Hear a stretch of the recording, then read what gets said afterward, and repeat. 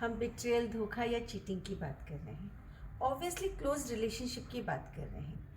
तो ये जो क्लोज रिलेशनशिप होती है वो बनाई हुई हो सकती है, दोस्ती हो सकती है, ब्लड रिलेशंस हो सकते हैं, और कोई भी रिलेशनशिप हो, इनमें सपोर्ट और ट्रस्ट का बहुत बड़ा रोल होता है। और जब इन क्लोज रिलेशनशिप में ट्रस्ट टूटता है, धोखा होता है, चीटिंग होती है, तो जो चीट होता है ना, वो बहुत बड़ा शैटर्ड हो जाता है।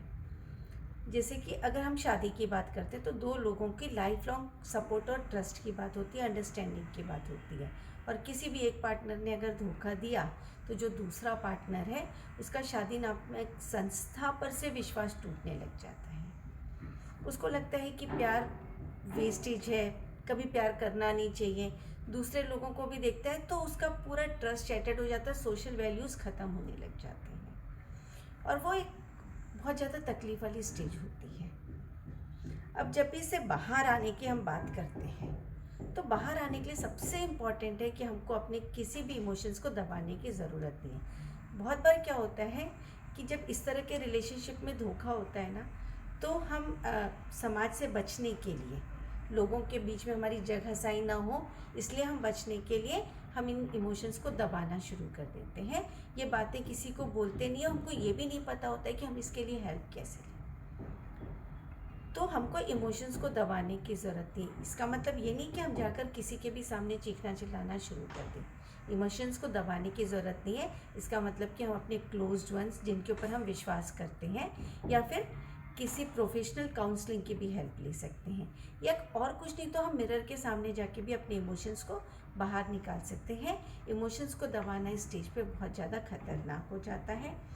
तो वहाँ से हमारी हीलिंग की जर्नी शुरू होती है। और जब हम इसकी बात करते हैं, इमोशंस की बात करते हैं, इतनी तकलीफ़ की बात करते हैं, तो अब बात होती है कि अब इस रिश्ते में आगे कैसे बढ़ा जाए। हम हमेशा इन रिलेशंस को ख़त्म नहीं कर सकते। बहुत बार हमको इन रिलेशंस में रहना भी होता है। तो जब रहते हैं तो इतनी तकलीफ़ के साथ उस रिलेशन में रहना, तो उसके लिए जो बहुत ज़रूरी चीज़ है, एक तो अपनी बाउंड्रीज सेट करना।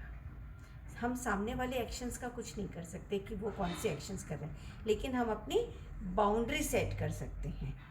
ये देख सकते हैं कि इस रिश्ते में और क्या बचा है और हम इस रिश्ते का क्या कर सकते हैं, और जो भी हमको आगे उससे जैसा भी रिश्ता रखना हो उस पर्सन से, लेकिन अपनी बाउंड्रीज और अपनी इमोशनल हेल्थ। सामने वाले ने तोड़ा है, बट हमारी अपनी इमोशनल हेल्थ हमको बरकरार रखना, और ये हमारी रिस्पॉन्सिबिलिटी है कि हम अपना ध्यान कैसे रखें। तो दो चीज़ें हुई, बाउंड्रीज सेट करना और अपनी इमोशनल कंडीशंस का ध्यान रखना। फिर मूव ऑन करने के लिए माफ़ी की बात आती है हमेशा। अभी जो माफ़ी की बात आती है ना, तो माफ़ करना आसान तो होता नहीं है। कैसे माफ़ कर देगा, जब मुझे इतनी तकलीफ़ हुई है तो मैं कैसे माफ़ करूँ। लेकिन एक्चुअली माफ़ी हम सामने वाले को नहीं करते। माफ़ हम इसलिए करते हैं ताकि हमारा उस पर्टिकुलर इंसिडेंट से, उस पर्टिकुलर पर्सन से इमोशनल अटैचमेंट कट हो जाए। ये जो धोखे वाली चीज़ है, हम अपने आप को कट करके हम अपनी मेंटल पीस के लिए ये करते हैं कि हम फॉरगिव करते हैं। फॉरगिवनेस का मतलब सामने वाले के एक्शंस को सही ठहराना नहीं है। सामने वाले ने जो भी किया है, हम एक स्टेप पीछे करके हम उसको छोड़ देते हैं और हम अपने दूसरे रास्ते से चलना शुरू कर देते हैं। और ये जो पूरी की पूरी बिट्रेयल की जर्नी होती है ना, ये बहुत पर्सनल जर्नी होती है। बहुत सारे कन्वर्सेशंस हो सकते हैं, बहुत टफ़ कन्वर्सेशंस हो सकते हैं, टफ़ डिसीजंस हो सकते हैं, क्योंकि आप जितनी बार उस पर्सन को देखोगे उतनी बार उसके बिट्रेज याद आएंगे। बट आप हमेशा अगर उसकी बात करोगे तो आप भी आगे नहीं बढ़ पाओगे और वो पर्सन भी आगे नहीं बढ़ पाएगा।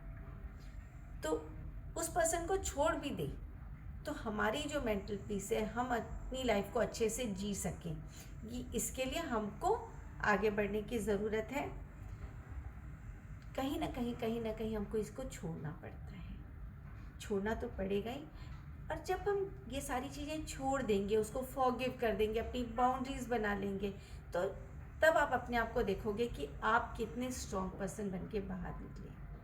आपकी क्लैरिटी, आपकी बाउंड्री सेट करने की क्षमता, ये हमको लाइफ के हर एरिया में ज़रूरत पड़ती है, बाउंड्री सेट करना। तो बाउंड्री सेट करने की और हमारी ऑथेंटिसिटी, अपना ध्यान रखना, अपने आप को देखना, और राइट टाइम पे राइट एक्शंस और राइट डिसीजंस लेना। तो हम ये सारी चीज़ें बेटर तरीके से सीख पाएंगे और जो हम पहले थे प्रीवियसली उससे ज़्यादा बेटर कंडीशन में हम अपने आप को पा सकते हैं। हम और बातें करते रहेंगे बिट्रेयल, चीटिंग या धोखा पर। मिलते रहते हैं।